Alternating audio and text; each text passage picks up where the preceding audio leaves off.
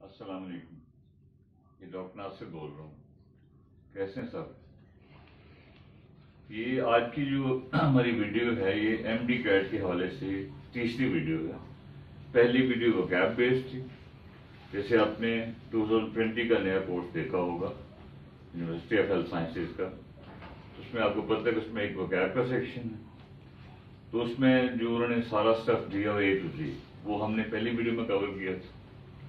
उसके बाद हमने पार्ट 1 बनाया ग्रामर का। उसमें 2 सेक्शन पे फोकस किया था।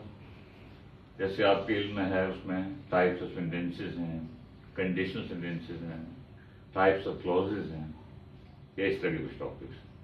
ठीक हो गए। उसके बाद उसमें दूसरा जो छोटा सा पार्ट था that was subject verb argument. ठीक, इसकी हम बात कर चुके हैं। मैं आपको एक बार यकीन से कहता हूँ, जैसे मैंने अपनी पिछली 2 वीडियोस में अपनी किताब इंग्लिश विद रेफरेंस का तारुफ करा चुका हूँ कि ये किताब आप ले लें, कि अगर आपको कुछ बेसिक रूल्स का पता लग जाए तो प्रैक्टिस के लिए you can consult that book. ठीक हो गया। तो आज हम ग्रामर के पोर्शन का जो अगली चीज है इसको थोड़ा देखने जा रहे हैं। वीडियो देखिए। वीडियो अगर पसंद आए तो उसमें डोंट फॉरगेट टू सब्सक्राइब। ठीक, और साथ जो आपको पता है बेल आइकन उसको दबा दीजिए। ना पसंद आए तो कोई रिस्ट्रिक्शन नहीं। ओके, तो बिस्मिल्लाह हम करते हैं। आज हम पहले फोकस करने जा रहे हैं आर्टिकल्स और प्रेपोजिशन पे। देखिए ये इंग्लिश एक ऐसा सेक्शन है जिसके नंबर सबसे कम है, लेकिन ये सबसे ज्यादा इंपॉर्टेंट है। The reason behind that is कि मतलब जितने भी स्टूडेंट्स हैं उन्हें साइंस सब्जेक्ट्स पढ़े होते हैं, नंबर सब उसमें ले लेते हैं। इंग्लिश में कुछ स्टूडेंट्स तो एक्सेल कर जाते हैं, कहने को सिर्फ 20 क्वेश्चन है, और आपको पता है हर क्वेश्चन 5 नंबर का होता है, टोटल मार्क्स हुए 100। तो जब मेरिट बनता है तो एक एक गलती जो है, एक क्वेश्चन गलत होने का मतलब होता है 5 नंबर का फर्क, और 5 नंबर के फर्क का मतलब आप खुद अंदाजा लगा सकते हैं। जब इशारियों में मेरिट बनता है तो बात कहाँ चली जाती है। इसलिए you need to be very scrupulous, बड़े एहतियात से चलना। तो हम इसका ज़रा हमारे पास बहुत ज़्यादा टाइम तो नहीं है, थोड़ा सा खाका मैं आपको बना देता हूँ कि आर्टिकल्स प्रेपोजिशन में से ज़्यादातर वो आमतौर पर इसमें से पूछते हैं, लेकिन आर्टिकल्स के हवाले से अगर हम बिस्मिल्लाह करें तो आर्टिकल्स का आपके दिन में होगा खाका कि आर्टिकल्स क्या होते हैं। तो आप जानते हैं आर्टिकल बचपन से आप सुन रहे हैं, कुछ इंडेफिनिट आर्टिकल्स होते हैं, इंडेफिनिट आर्टिकल्स। ठीक हो गया। और कुछ को हम कहते हैं जी डेफिनेट आर्टिकल्स। आप सब जानते हैं इंडेफिनिट हो डेफिनेट। क्लियर। और ये भी नई बात नहीं है, आप एमग्रेड के स्टूडेंट्स हैं माशाल्लाह, सारे बड़े अच्छे स्टूडेंट्स होते हैं। तो इंडेफिनिट आर्टिकल्स वही हैं जैसे आप जानते हो ए एंड और।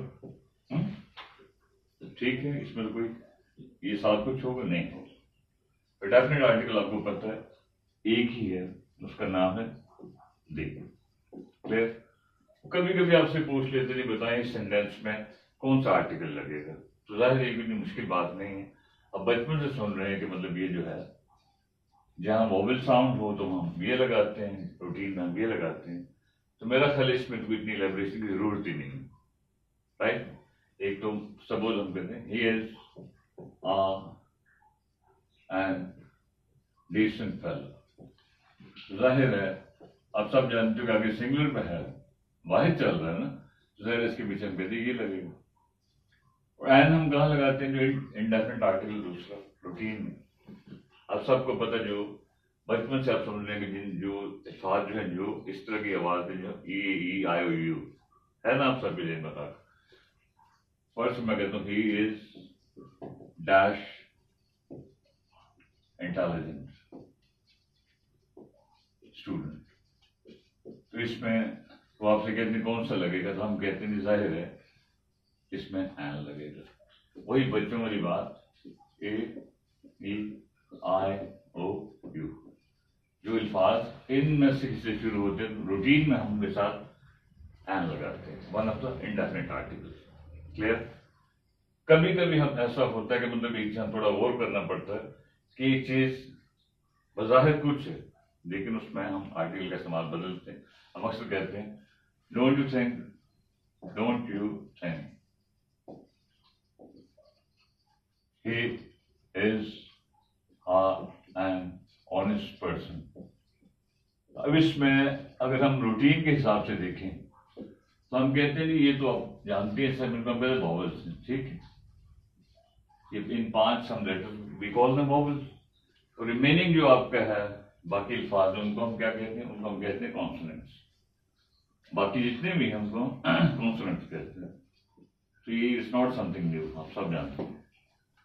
अब इसमें थोड़ा सा कभी कभी कंफ्यूजन देखने वाले विल थिंक इज, वो कहते हैं ठीक है जी ये जो है ये भी कॉन्सोनेंट है, तो इसलिए कॉन्सोनेंट के साथ हम रूटीन में क्या लगाते हैं, हम कहते हैं वॉवल के साथ तो हम जी जो अल्फाज इनमें से किसी से शुरू होते हैं हम उनके साथ क्या लगाते हैं आमतौर पर एन, और जो कॉन्सोनेंट के साथ शुरू होते हैं उनके साथ हम लगाते हैं आ। जनरल रूल ये है, थंब रूल ये है। लेकिन इसमें अगर आप देखें तो थोड़ा सा आप जैसे जानते ही हो, हम आवाज पे भी गौर करते हैं कि ये एच है, ये क्या एच की आवाज दे रहे हैं और साउंड दे रहा है, तो जाहिर है it is no way honest. ये हॉनेस्ट तो नहीं है, all of you know we call it honest. Honest हम कहते हैं साउंड के हिसाब से ओ ऑनेस्ट की आवाज दे रहे हैं, इस चीज के पीछे हम आ नहीं लगाएंगे बल्कि एन लगाएंगे। सिंपल सी बात। इसमें से कोई चीज आए तो उसको पकड़ना कोई इतनी मुश्किल बात नहीं है। डेफिनेट आर्टिकल है जो, ये आप सब भी जानते हैं कि जब भी कोई चीज खास हो, एनीथिंग डेफिनेट, फर्ज किया बचपन से आप पढ़ रहे हैं कि जो चीजें खास हैं, फर्ज की जमीन खास है, आसमान खास है, ऐसे ही है ना। फर्ज किया आपका, हम इसलिए हम अक्सर कहते हैं द अर्थ, द स्काई, जो चीज भी यानी कि अपनी नवीयत की अकेली हो, समथिंग टिपिकल, हम कहते हैं इस तरह की बाकी चीजें नहीं।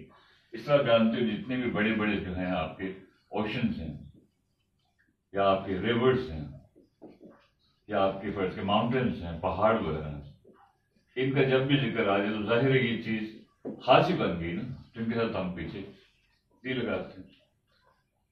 ठीक, ये कोई ऐसी मुश्किल बात नहीं है सर। इसका मतलब है जो भी चीज जिसका कोई भी सानी ना हो, मुतरादिफ ना हो, जो भी चीज उधर दी लगता है जी। मतलब जो भी चीज बड़ी अपनी नवीयत की अकेली हो, जैसे जमीन एक अलग चीज है, स्काई एक अलग है, माउंट एवरेस्ट अलग है, इंडस रिवर एक अलग चीज है। तो जितने भी माउंटेन्स हैं, ओशंस हैं, ये मतलब इट्स नॉट समथिंग न्यू। आप बचपन से स्कूल के जमाने में से आप जानते हैं इस चीज को, उनके साथ लगाते हैं। थोड़ा सा कंफ्यूजन कहाँ पे देखने में आता है, उस वक्त आता है कि जब हम बात करते हैं किसी एब्स्ट्रैक्ट नाउन की। एब्स्ट्रैक्ट नाउन, तो एब्स्ट्रैक्ट नाउन अब इतना आपको अंदाजा हो गई, एक ऐसा नाउन होता है जो आपकी किसी जिसकी फिजिकल फॉर्म ना हो, जो आपकी फीलिंग को शो करे, आपकी इमोशन को शो करे। जैसे बेशुमार अल्फाज ऐसे हैं जिनमें हम कहते हैं ये एब्स्ट्रैक्ट नाउन है, they have no physical form. मसलन कोई भी आप लफ्ज ले लीजिए, फर्ज के ब्रेवरी है, बहादुरी, ऑनेस्टी है, फर्ज किया फर्ज के चाइल्डहुड, इस तरह के आप सब जानते हैं। ये विजडम लफ्ज है, ये सब अल्फाज जो हैं वो एब्स्ट्रैक्ट नाउन में आते हैं, क्योंकि हम वो तो नहीं कर सकते ना, हम कहते इसकी शक्ल तो नहीं होती जितने अल्फाज फील किए जा सकते हैं। तो रूल क्या है कि इन एब्स्ट्रैक्ट नाउन्स के पीछे हम डेफिनेट आर्टिकल लगाते हैं कि नहीं लगाते? लगाते हैं रूटीन में। यस, रूटीन में हम आर्टिकल इसके नहीं लगाते, राइट। रूटीन में हम इसके आर्टिकल नहीं लगाते एब्स्ट्रैक्ट के साथ। लेकिन कभी कभी होता ये है कि रूटीन में मतलब ये है कि राइट, फर्स्ट क्या कहते हैं, ही हैज नो विजडम, उसके पास अक्ल नहीं है, ये ठीक है, इट्स ओके। रूटीन में एब्स्ट्रैक्ट नाउन का वी डोंट यूज आर्टिकल। लेकिन इन सम सिचुएशन बाद में ऐसा होता है कि बात एब्स्ट्रैक्ट नाउन की हो रही होती है, लेकिन हम उस सिचुएशन को डेफिनेट बना देते हैं। फर्ज किया, फर्क मैं कहता हूँ हजरत सुलेमान की विजडम से इनकार नहीं किया जा सकता, तो फिर ये चीज डेफिनेट बन गई, the wisdom of yes Suleman, हजरत सुलेमान। ये हजरत सुलेमान की विजडम खास विजडम बन गई, इसलिए इसके पीछे भी नहीं लगा दी। जब भी किसी चीज को हम डेफिनेट बना दें, ठीक, वो एब्स्ट्रैक्ट नाउन हो, फिर उस सूरत में हम इसके पीछे फर्ज के मैं कहता हूं चाइल्डहुड के पीछे हम रूटीन में कुछ नहीं लगाते, राइट। लेकिन अब हम किसी खास हवाले से बात कर रहे हैं, किसी खास बंदे की कायद-ए-आज़म चाइल्डहुड की बात कर रहे हैं, पर्सन कोई आ जाए किसी भी सेंस में, द चाइल्डहुड ऑफ तो फिर वो चीज डेफिनेट हो जाएगी। The child of Iqbal Quaid was very clear. दूसरी जो है इससे मिलती जुलती चीज है वो है मटेरियल नाउन्स। मटेरियल नाउन्स आपको पता है इसमें क्या शामिल है, कोई भी मटेरियल, राइस है, शुगर है, कोई भी मटेरियल तो नेचुरल है, इनके साथ हम रूटीन में आर्टिकल लगाते हैं, इनके साथ भी हम रूटीन में नहीं लगाते। We just say I need sugar, I need rice, ऐसे ही है, ये तो आप जानते हैं। लेकिन इसमें स्टूडेंट अक्सर ये समझते हैं कि इनके साथ कहीं भी नहीं लगाया जा सकता, ऐसा नहीं है। बाद सिचुएशन में जब ये मटेरियल नाउन भी डेफिनेट बन जाए, फर्ज के हम कहते हैं कामोंकी के चावल,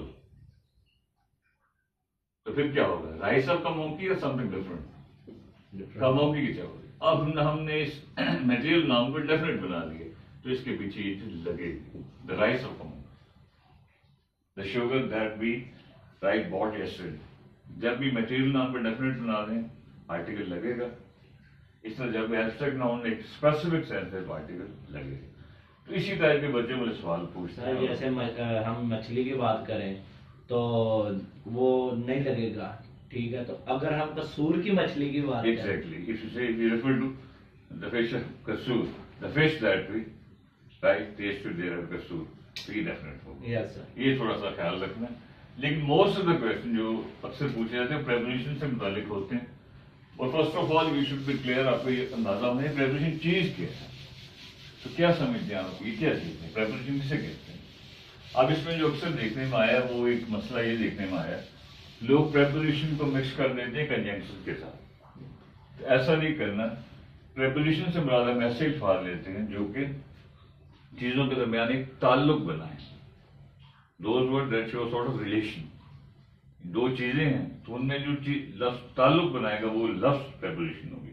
फर्स्ट के मैं कहता हूं your mobile is dash the table.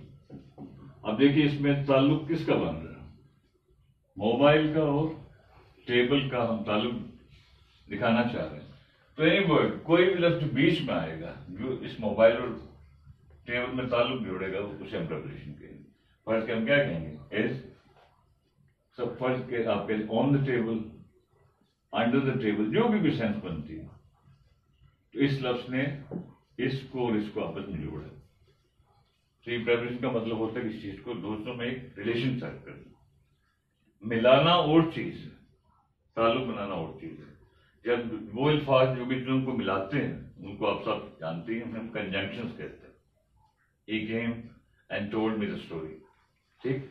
तो यहाँ एंड लफ्ज कंजंक्शन, तो हमें कंजंक्शन को हमने मेंशन नहीं किया ऑब्वियस सिलेबस में, लेकिन हम उसको भी बाद में टच करेंगे। तो प्रेपरेशन के हवाले से कोई एब्सोल्यूट रूल्स नहीं है, कुछ जनरल रूल्स हैं जिनको हम थोड़ा सा टच कर लेते हैं।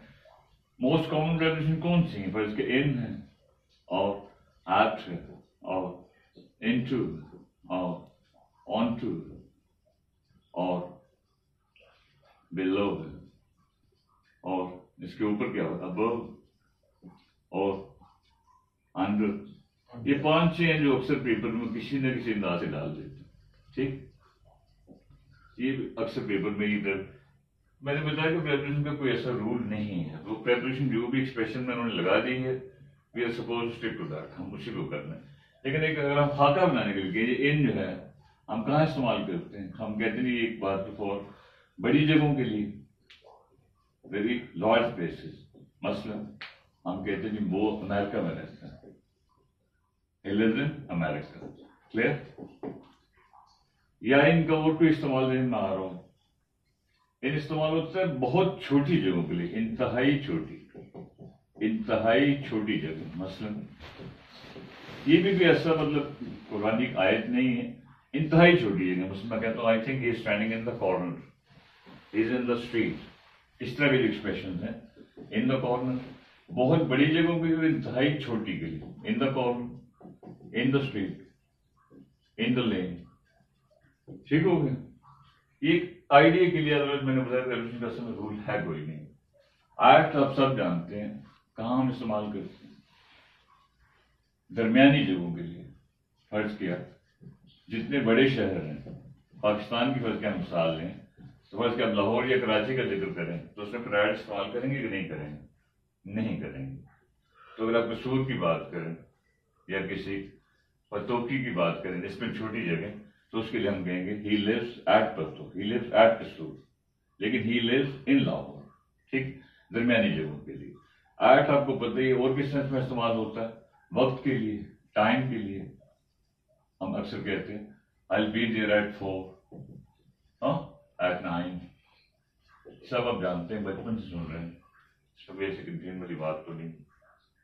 क्लियर हो गया? एट का ये एट का एक और इस्तेमाल जो काफी चलता है वो है कि डेफिनेट पॉइंट को शो करने के लिए। फर्स्ट के आप कहते हैं कि मतलब आप कहाँ खड़े हैं, तो हम वी नेवर से कि I am standing in the gate, हम अक्सर कहते हैं I am standing at the gate, at gate number 1, at gate number 1 of emporium. बात समझ आ रही? कोई डेफिनेट पॉइंट।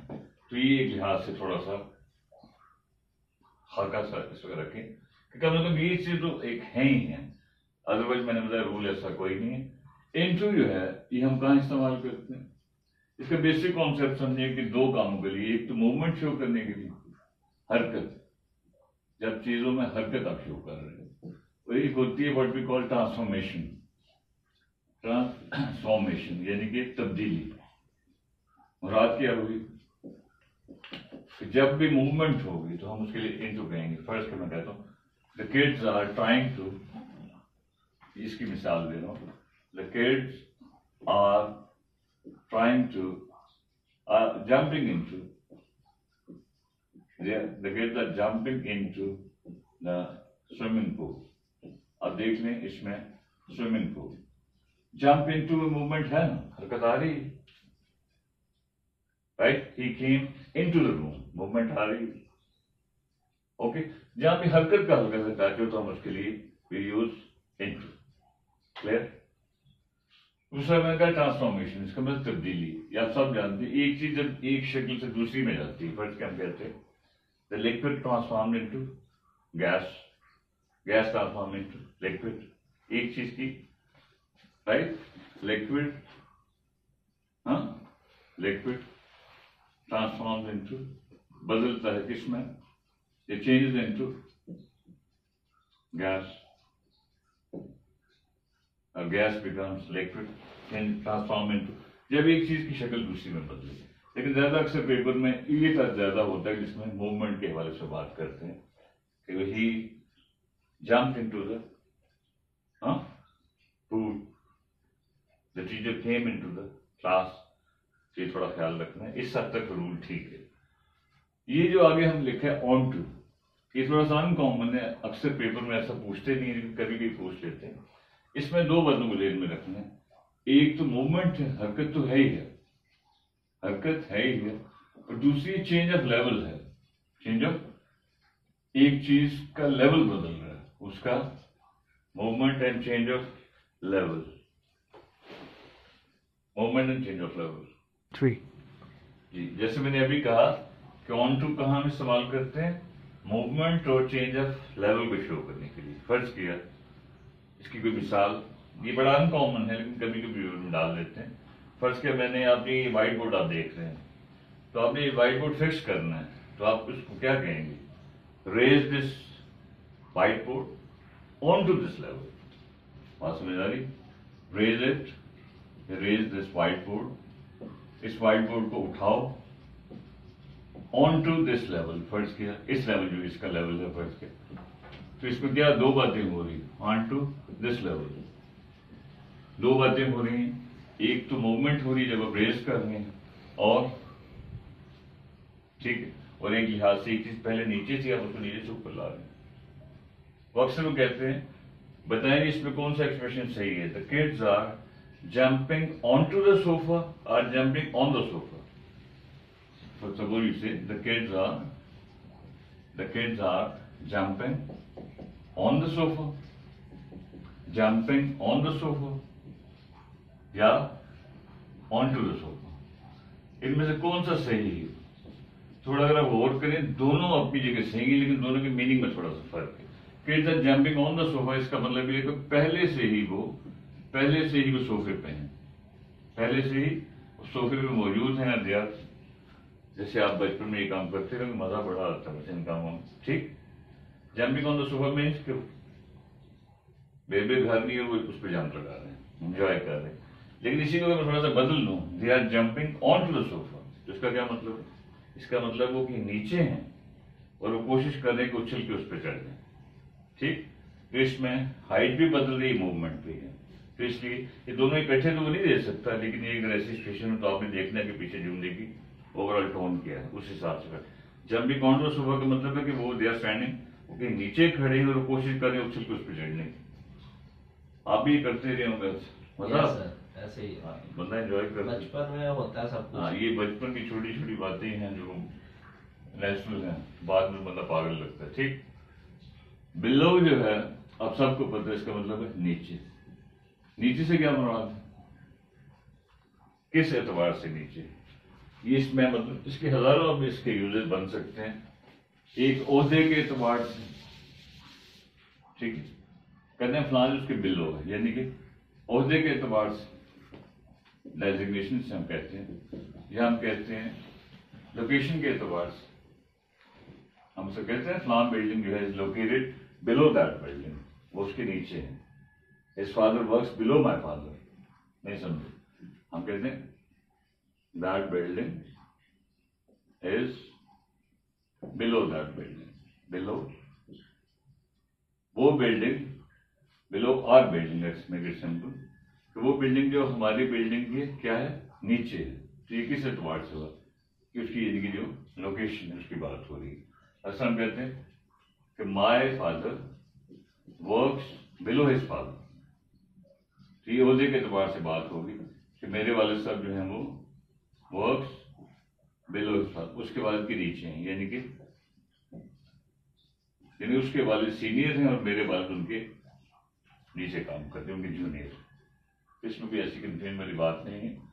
थोड़ा सा कंफ्यूजन, अबव जो है इसका उल्ट है, इसका अबव का मतलब है ऊपर, तो आप खुद गैस कर सकते हैं। अबव भी हम कैसे इस्तेमाल करते हैं, दो एंगल से, एक डेजिग्नेशन के एतबार से, ओहदा डेजिग्नेशन आपको पता है, और एक वही लोकेशन के एतबार से जो ज्यादा कॉमन यूज है इसके। ठीक, डेजिग्नेशन क्या, he is above my father, he is above my father, it mean वो मेरे वालिद से सीनियर हैं, उनसे ऊपर हैं। या हम कहते हैं हमारा जो है रिहाइश जो है वो इज अबव देयर रेजिडेंस, उनकी रेजिडेंस से ऊपर है। ठीक है, तो इसमें कोई ट्रिकरी वाली बात नहीं। थोड़ा सा कंफ्यूजन इन दो में देखने में आता है, पेपर में अक्सर वो पूछ भी लेते हैं। अंडर का मतलब क्या है, नीचे, नीचे। बीनीथ का मतलब भी है नीचे। द क्वेश्चन पॉप्स अप, सवाल ये कि इनमें क्या फर्क है, इनमें क्या फर्क है? इनमें बड़ा बारीक सा फर्क है, और वो फर्क है जब हम अंडर की बात करते हैं तो इसका मतलब है जब एक बीच में स्पेस हो या फासला हो। फर्ज किया, मैं कहता हूँ I have placed that thing under the table. Under the table का मतलब टेबल है, बीच में गैप और नीचे वो चीज पड़ी, ये अंडर। ठीक, ऊपर एक चीज है और जिस चीज की बात कर रहे हैं उसके नीचे है और गैप के साथ, अंडर किसी भी चीज के अंडर। क्लियर? और ये जो बिनीथ है इसका क्या मतलब है? इसका मतलब है कि नीचे लेकिन ऊपर वाली चीज के साथ जुड़कर। मसलन जैसे आप अक्सर रात में नॉवल वगैरह पढ़ते हैं, पढ़ते पढ़ते आप सो जाते हैं, तो हम कहते हैं यार ओके यार place that book beneath the pillow, इसको पिलो के नीचे रख दो। तो इसका मतलब क्या हुआ कि ऊपर जो है, ऊपर तकिया नजर आ रहा है, उसके नीचे जो है वो। अब फर्ज किया ये दो चीजें हैं, इस सिचुएशन में ये मार्कर इस जो है रेस्टोरेंट के अंडर है, देख रहे हो? इस सिचुएशन में इसके बीनीथ। ठीक, जैसे मैंने कहा कि असल में ये कोई ऐसे पक्के रूल नहीं है, क्योंकि इसकी तो हजारों पॉसिबिलिटीज हैं, हजारों एक्सप्रेशन हैं जिसमें वो इस तरह की बातें पूछते हैं। और सारा चीज कि प्रैक्टिकली जो चीज पेपर में आपको फायदा देगी वो ये है कि मुख्तलिफ एक्सप्रेशन जिनमें प्रेपरेशन चल रही होती है वो अक्सर आपसे पूछते हैं बताइए खाली जगह पे क्या लगेगा, तो थोड़ा सा उस पर फोकस कर लें तो फिर इंशाल्लाह आसानी हो जाएगी। जी अब इसमें कुछ चीजें ऐसी होती हैं जो कि पेपर में उन्होंने किसी न किसी शक्ल में पूछनी ही पूछनी, हर पेपर में। वैन कैट का पेपर हो, एमडी कैट जो मौजूदा है उसको कह लें, सीएसएस का हो, पीएमएस हो, जो मर्जी हो, तो हम कुछ ऐसे एक्सप्रेशन ले लेते हैं जो उन्होंने हर हाल में पूछने ही पूछने हैं। ठीक, कुछ प्रेपोजिशन होंगी, कुछ उससे मिलती जुलती चीज हो जाएगी। मतलब ये पेपर की कुछ पक्की चीजें, फर्ज किया at times, at a time, this time, that time, timings, timings, ये मतलब उन्होंने हर हाल में चीजें पूछनी ही पूछनी है। In the way, on the वे,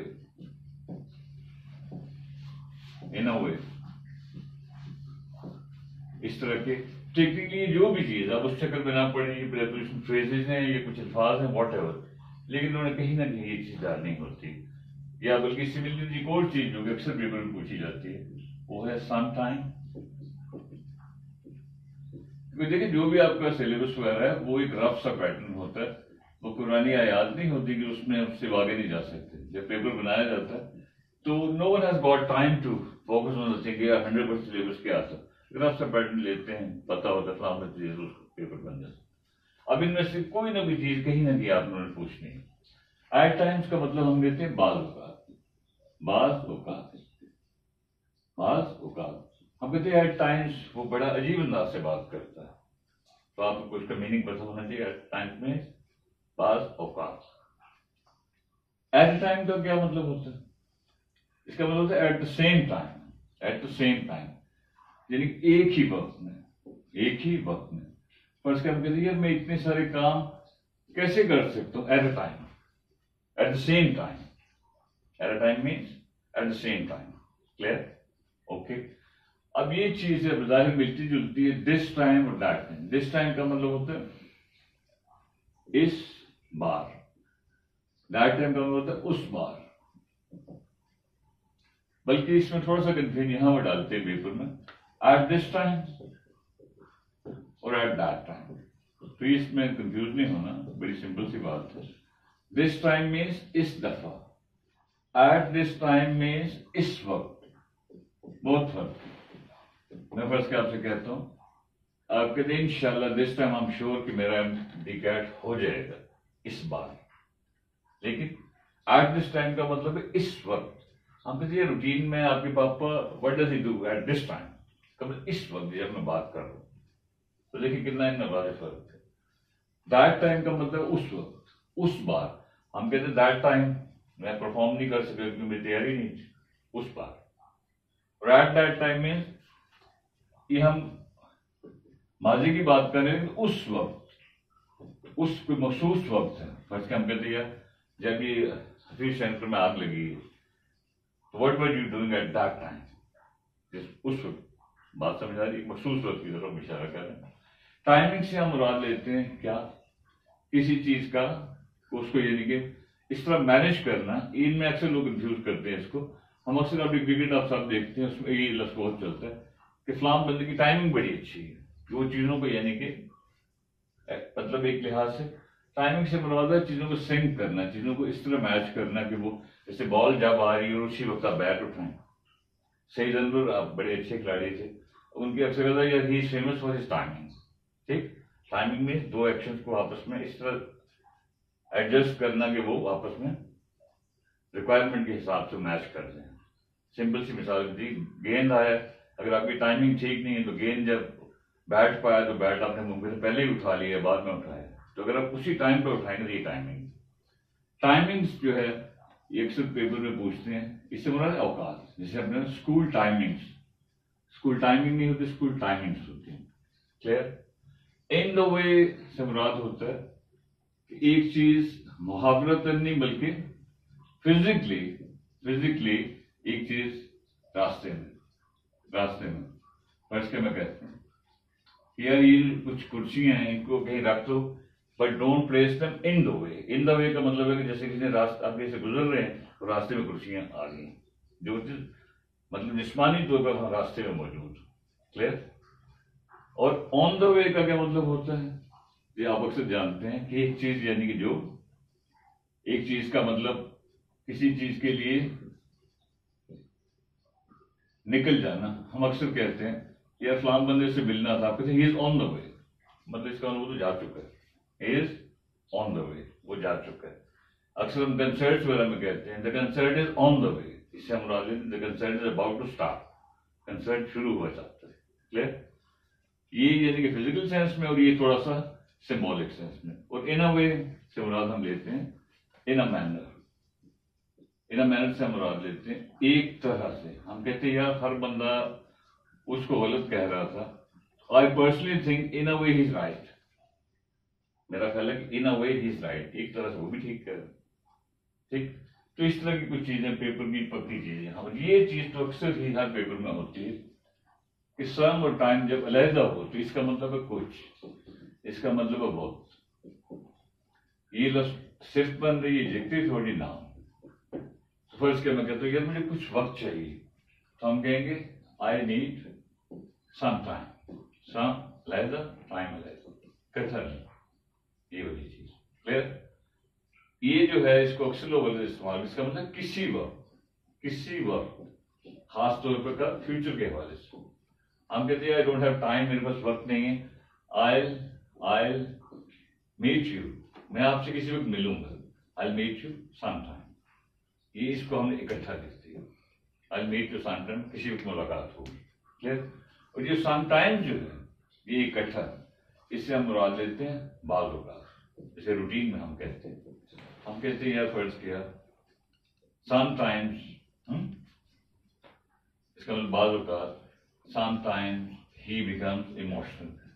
हम कहते हैं यार पता नहीं वो बंदा बड़ा अच्छा है लेकिन कभी कभी वो बंदा, ये बंदी जो भी है जज्बाती हो जाता है। इसका मतलब हुआ बाज़ औक़ात। तो बात क्लियर है? कंफ्यूजन तो नहीं? समटाइम मीन्स कुछ वक्त, समटाइम मीन्स फ्यूचर के हवाले से किसी वक्त, और समटाइम्स मीन्स बाज़ औक़ात। ये पेपर की कुछ पक्की चीजें पूछनी है। यहां तक मेरा थोड़ा आइडिया हो गया, और थोड़ा आगे चलते हैं इसको लेके।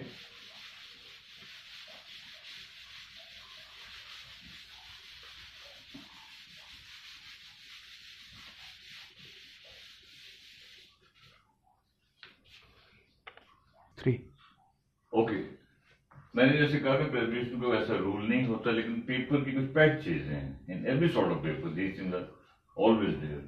आप फर्ज किया ये मसला आप ले लें ट्रेक, कुछ अल्फाज हैं जो कि ये कट, ये पुट, ये लुक, ठीक हो गए। इस तरह के कई अल्फाज हैं। अब इनके आगे वो कोई प्रेजेंटेशन लगा देते हैं, तो टेक्निकली फर्ज किया हमने कहते हैं ये क्या है जी, हम कहते हैं ये फ्रेजल वर्ब्स, ये फ्रेजल वर्ब्स। क्योंकि किसी यानी कि ये जैसे मैंने पिछले लेक्चर में बात की थी कि उसमें मेन चीज वर्ब है, आगे प्रेपोजिशन लगी हुई है। अब इसको प्रेपोजिशन में शामिल कर लो या फ्रेजल वर्ब्स में कर लो, आपकी मर्जी। तो हम इसको थोड़ा सा 3-4 को थोड़ा सा हल्का सा आइडिया करते हैं। टेक के हवाले से पहले हम थोड़ी बात कर लेते हैं। फर्स्ट के take to, take in, take down, take after, take for, take off, इस तरह की हो सकती है। ठीक? अगर हम इसको थोड़ा सा देख लें तो वो अक्सर कहते हैं बताएं खाली जगह पे क्या चीज लगेगी।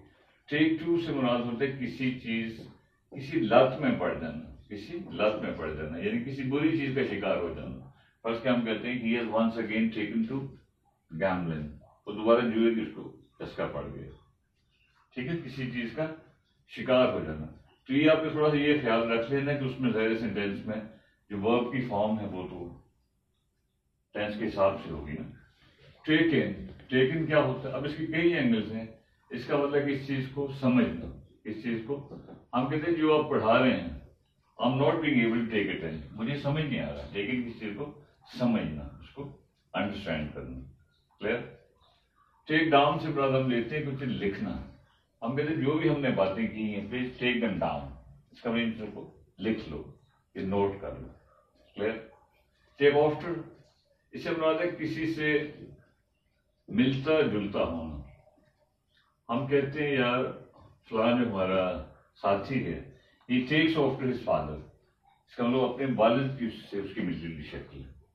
जैसे मोस्ट ऑफ अस होता है, पेरेंट्स में से कोई she takes after her mother, इसका मतलब अपनी, ये नहीं कि अपनी माँ के पीछे लगेगी, बल्कि इसका मतलब उसकी माँ जैसी शक्ल। ठीक।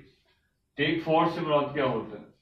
टेक फॉर से मुराद है किसी की जगह किसी को समझना, किसी को समझना। फर्ज क्या, आप किसी को थोड़ा सा शक्ल में थप्पड़ मार दें बैक से, और फिर आपके सॉरी यार आई टुक यू फॉर अमजद, मैंने समझा आप अमजद। फ्रेंड्स करते हैं ना, एक एक में थोड़ी बहुत गपशप चलती। टेक फॉर किसी को किसी की जगह समझना। टेक ऑफ क्या होता है?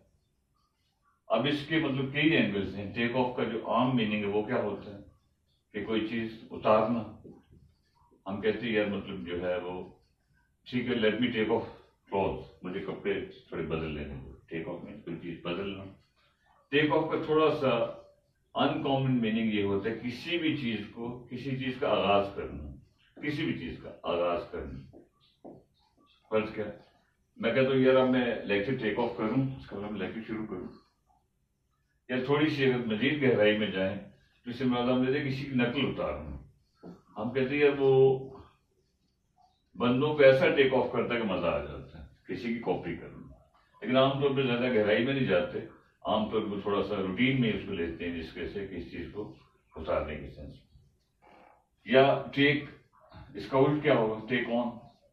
टेक ऑन का क्या मतलब होता है जी? किसी चीज को जैसे उतारना है, इसलिए किसी चीज को पहनना। ठीक। या इसका थोड़ा सा मीनिंग ये भी होता है, हम कहते हैं the next match, who is going to take on whom, कौन किससे टाकरा है, किसका किससे टाकरा है, किसका किससे मुकाबला है। हम कहते हैं who is going to take on whom, कौन किसके साथ उसका मैच होगा, जॉन सीना का फलां के साथ होगा। तो इस तरह के कोई ना कोई पंगा वो डाल देते हैं। अब ये कट जो है, अब इसमें वो जब भी पूछते हैं तो अक्सर स्टूडेंट्स को गलत करके आते हैं। इसके आगे कोई को लगा देते हैं, मसलन कट को अगर हम थोड़ा एलेबोरेट करें तो हम कहते हैं cut for, cut up, a cut above, okay, cut and, okay. इनमें क्या फर्क है? कट फॉर होता है किसी चीज के लिए बना होना, किसी चीज के लिए बना होना। मुराद क्या हुई? हम कहते हैं किसी चीज के लिए बना होना। हम कहते हैं मेरा जो फ्रेंड है, he is cut for this profession, वो बना इस प्रोफेशन के लिए। Doctor Zakir Naik is cut for Islamic sciences, किस चीज के लिए बना होना। कट ऑफ का मतलब क्या होता है? किसी पे तनकीद करना। हम कहते हैं यार उस पर डोंट कट हर अप, अब उस पर उसको इतना ज्यादा उस पर तनकीद मत करो। कट अप मीन किसी को क्रिटिसाइज करना, उसको कैस्टिगेट करना। ओके। अ कट अबव, इससे क्या मुराद है? इससे मुराद होता है कि यानी कि किसी से मजीद बेहतर, किसी से मजीद बेहतर। हम कहते हैं हाँ फलां शख्स बड़ा काबिल है, लेकिन फलां जो टीचर है he is a cut above, इसका मतलब वो उससे भी एक स्टेप ऊपर की चीज है। जैसे दो फ्रेंड्स हैं, हमारे दोनों बड़े जीनियस हैं, लेकिन एक जो है वो he is a cut above, वो दूसरे से भी बेहतर है। क्लियर हो गया? कटिंग क्या होता है? इसका मतलब होता है बात काटना। हम अक्सर कहते हैं सॉरी मैं आपकी बात काट रहा हूँ, सॉरी फॉर, आपको बताया टेंस के साथ थोड़ी बहुत चेंज तो आएगी ना। सॉरी फॉर कटिंग इन, यहाँ पर प्लीज डोंट कट हर इन, इसका मतलब यह उसकी बात में बीच में बार बार मत बोलो। कटिंग, ये कभी कभी उसको हम कहते हैं चिपिन। चिपिन से भी हम मुराद लेते हैं बीच में बोलना, बीच में बोलना। तो इस तरह का वो कभी कभी कुछ चीज पूछ सकते हैं आपसे। ठीक। अक्सर वो पूछते हैं कट टू द पॉइंट, इसका मतलब है कि किसी की जो जरूरत है उसके हिसाब से चीज को जरूरत के मुताबिक, यानी कि जरूरत के मुताबिक कोई काम करना। ठीक है, जरूरत के मुताबिक जो रिक्वायरमेंट है उसके हिसाब से उस चीज को काटना या उसको सारा लेके चलना। ओके। तो इस तरह का कोई ना कोई मतलब कट के हवाले से पूछ सकते हैं। पोर्ट जो है अक्सर उन्होंने पेपर में डाला होता है किसी न किसी शक्ल में, फर्स्ट क्या, put on, put off, put out, put over, put up, put off with, कहीं ना कहीं आ जाती पेपर में। ओके, पुट डाउन क्या है, इनमें क्या फर्क है? ये भी टेक्निकली फ्रेजल वर्ब्स है। पुट ऑन का मतलब होता है कोई चीज पहनना, आप जानते हैं, जैसे कोई चीज पहनना, let me put on my, कोई भी चीज पहनना, वेयर करना। लेकिन थोड़ी बात को तो थोड़ी गहराई में चले जाए, पुट ऑन से मतलब लिया जाता है धोखा करना। आप कहते डोंट पुट मी ऑन, इसका मतलब मेरे साथ फ्रॉड मत करो। इतनी गहराई में अक्सर जाते तो नहीं, लेकिन कभी कभी हो सकता है। पुट ऑफ का मतलब होता है कि इस चीज को क्या करना जी, परे करना, उतारना, किसी भी सेंस में उतारना कहना, ठीक। पुट आउट होता है किस चीज को, ये आप जानते हैं, इस चीज को बुझाना। हम कहते हैं यार इस आग को who is going to put it off, put it out, इसको कौन बुझाएगा, एक्सटिंग्विश कौन करेगा, ठीक।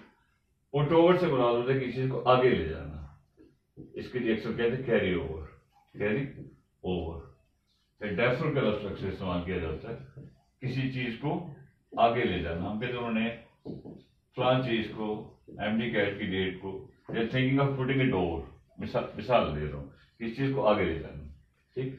पुट अप क्या होता है, किसी चीज को पेश करना। फर्क है, मैं कहता हूँ यार आपका जो भी मसला है, आप अपना case first of all try to put up your case, आप अपना केस पुट अप तो करो, यानी कि अपने केस को सामने तो लाओ, ठीक। और ये तो आप बचपन से देख रहे हो, पुट अप विद, इसका मतलब होता है किसी को स्टैंड करना। स्टैंड करने से मुराद में ले रहा हूँ या किसी को बर्दाश्त करना। आप कहते हैं यार ठीक है, आप जो भी हैं, I can not put up with you, मैं आपके साथ नहीं चल सकता। पुट अप विद समवन का मतलब किसी के साथ उसको बर्दाश्त करना या उसको जो भी है। आप ये कह रहे होते, अगला भी यही कहना चाह रहा होता कि यार I also can not put up with you. Put down होता है किसी चीज को नीचे करना, किसी भी सेंस में, किसी चीज को, किसी बंदे को, या जो भी कह रहे, they were trying to put him down, उसकी थोड़ी सी कर रहे थे, तस्दीक करने की कोशिश कर रहे थे, ठीक। तो इसका थोड़ा सा एक हल्का सा खाका बनाएं। ये एमडी कैट के तमाम लेक्चर में कोशिश कर रहा हूँ कि सारी बात हम उर्दू में करें, otherwise you might have seen some videos of mine. CSS के तमाम लेक्चर मैंने इंग्लिश में किए हैं, कुछ और वीडियोस हैं सारी बातें इंग्लिश में की हैं, लेकिन यहाँ जाहिर हमारा मकसद किसी को मुतासर करना नहीं है, बल्कि स्टूडेंट को फायदा पहुंचाना है। और लोग जो है इसके हवाले से कोई ना कोई उन्होंने एक्सप्रेशन डाल देना होता है और कहते बताइए क्या है जी। अब इसमें क्या होगा, फर्ज के हम इसको ले लें, आपने अक्सर सुना होगा look up, look out, look for, look into, look often, हाँ? इसमें क्या फर्क है? look क्या है? look up का क्या मतलब होता है? किसी की तलाश करना। अब देखिए इसमें थोड़ी अगर आप अच्छी इंग्लिश में बात करें, look up से बात करें, ये बना लेते हैं अल्हम्दुलिल्लाह things are looking up now. इसका मतलब चीजें आप जो हैं हम इसे बना लेते हैं किसी चीज का बेहतर होना, इस चीज का बेहतर होना। हम कहते चीजें हम लोग अप कर रही हैं, चीजें मतलब बेहतर हो रही हैं, लेकिन एग्जाम में आमतौर पर इतनी गहराई में नहीं जाते। इसमें अक्सर वो इसी अंदाज से पूछते हैं जी लुकअप का मतलब है किसी चीज का मतलब ढूंढना, किसी चीज का, हम कहते why don't you look up this word, इस चीज का मतलब ढूंढना डिक्शनरी वगैरह में, ठीक। आमतौर पर इस सेंस में पूछा जाता है। ओके, लुकआउट जैसे आप साइन देख रहे हैं, इसका मतलब है एहतियात करो या एहतियात करना, या टेक केयर, कि मतलब आगे फर्ज किया कोई डिच है, कोई खड्डा है, something like that. Okay, look for क्या होता है, इसका मतलब होता है किसी चीज की तलाश करना, किसी भी सेंस में किसी चीज की तलाश करना, they are still looking for that person, ठीक है। इसमें डिक्शनरी वगैरह की बात नहीं, बल्कि किसी भी चीज की क्या करना, तलाश करना। लुक इनटू क्या होता है, किसी चीज की छानबीन करना, किसी चीज की छानबीन करना, जिसे हम अक्सर कहते हैं प्रोब करना। हम कहते हैं they are trying to look into that case, वो उसकी छानबीन करने की या उसको इन्वेस्टिगेट करने की कोशिश कर रहे हैं। ठीक हो, लुक आफ्टर, बचपन से आप सुन रहे हैं किसी की, क्या उसे कहते हैं, निगहदाश्त करना। हम कहते हैं वो जो बच्चे हैं छोटे छोटे, उनको आजकल लुक आफ्टर कौन कर रहा है, यानी कि उनमें कौन उनको इतिहास से उनका खर्चा पानी चला रहा है, थिंग लाइक दैट। एक जो चीज अक्सर में पेपर में डालते हैं और अक्सर स्टूडेंट उसको गलत कर कहते हैं, वो है लुक अप टू। इसका क्या मतलब होता है? इसका मतलब किसी से कोई तवक्को रखना, किसी से कोई उम्मीद रखना। उम्मीद रखना मुराद क्या हुई? हम कहते हैं मैं जब भी मसाइल में होता हूं तो मैं I always look up to my parents. मैं अपने पेरेंट्स की तरफ देखता हूँ कि शायद वो मुझे इस सिचुएशन से निकालेंगे या इस मामले से निकालेंगे। ठीक हो? तो मतलब ये इस तरह का कोई ना कोई लफ्ज आपको दे देंगे कीवर्ड, और जो फ्रेजल वर्ब आमतौर पर होते हैं उनके आगे प्रिपरेशन लगी होती है। तो फर्स्ट के हम किसी और को थोड़ा सा छू लेते हैं, टाइम इतना नहीं है। मसलन कॉमन अल्फाज जो है उन्हीं में से आमतौर पर पूछते हैं, ज्यादा उसमें नहीं जाते। मसलन ब्रेक लफ्ज है, ये आपने सुना होगा। ब्रेक के आगे कभी हो लिखा होता ब्रेक आउट, कभी लिखा होता ब्रेक डाउन, कभी लिखा होता ब्रेक इवन। ऐसा है ना? फर्स्ट के इनको लें, इसमें क्या फर्क है? ब्रेकआउट क्या होता है? वही जब बचपन से पढ़ रहे हो कि किसी चीज का फूट जाना, किसी वबा वगैरह का, हम कहते हैं फलां जो चीज है वो that is broken out through out the city, मतलब फैल गई हर तरफ जो है वो ठीक हो गए। ब्रेक डाउन क्या होता है? इससे मुराद होता है मतलब किसी चीज का खराब हो जाना। हम कहते हैं यार रास्ते में आर कार ब्रोक डाउन, हमारी कार जो है वो खराब हो गई, ब्रेक डाउन कर गई। सेहत खराब होना, किसी चीज का खराब होना, सेहत का खराब होना, किसी भी सेंस। ठीक। ब्रेक इवन से हम क्या मुराद लेते हैं? ब्रेक इवन से मुराद होती है ऐसी सिचुएशन जिसमें चीजें बराबर हो जाए। हम कहते हैं हमने इतना पैसा लगाया बिजनेस में, तो अल्हम्दुलिल्लाह अब चीजें ब्रेक इवन पे आ गई, चीजों का बराबर हो जाना। इसका मतलब क्या हो जाना? क्या हुआ कि ना आप लॉस में जा रहे हैं, ना आपको अर्निंग हो रही। ठीक। इसी तरह फर्स्ट के हम कहते हैं ब्रेक इनटू, आपने सुना होगा, सुना? ब्रेक इनटू होता है, जैसे आप जानते ही हैं, कहीं जो है नकब लगाना। हम कहते हैं रात को वो फलाम बंदा है, हाँ, to just broke into our house, हमारे घर में, ठीक, कूद गए या जो भी कह लें उसको। या मतलब अक्सर होता है ब्रेकअप। ब्रेकअप का मतलब होता है, हम कहते हैं इस चीज का ब्रेकअप क्या है, यानी कि किस चीज की तकसीम करना। फर्स्ट की एक चीज हम कहते हैं ब्रेकअप क्या है, मतलब किस हिसाब से होगा, कौन काम कौन करेगा, कौन सी ड्यूटी किसकी है, जिसे हम कहते हैं ब्रेकअप। तो इस तरह के मतलब जो है कोई वो लफ्ज ले लेते हैं। और पेपर में एक जो बात समझने वाली वो ये है कि रटने की बजाय सेंटेंस को, एक्सप्रेशन का ओवरऑल आप उसको कॉन्टेक्स्ट देखें, देन यू डिसाइड कि मतलब ये है कि कौन सी ऑप्शन जो है वो फिट जाती है। तो इंशाल्लाह आज के लिए काफी है। इन द नेक्स्ट वीडियो जो आपके रिमेनिंग जो टॉपिक्स हैं उसमें हम कुछ जनरल रूल्स की बात करेंगे जो कि बड़े इंपॉर्टेंट हैं। तो उन्होंने शायद आपके उसमें क्लियर कट मेंशन तो नहीं किया, लेकिन पेपर में वो चीजें होती हैं। तो इंशाल्लाह जिंदगी में तो आपको बहुत जल्द मुलाकात होती है इंशाल्लाह कल। Thank you very much, take care, अल्लाह हाफिज।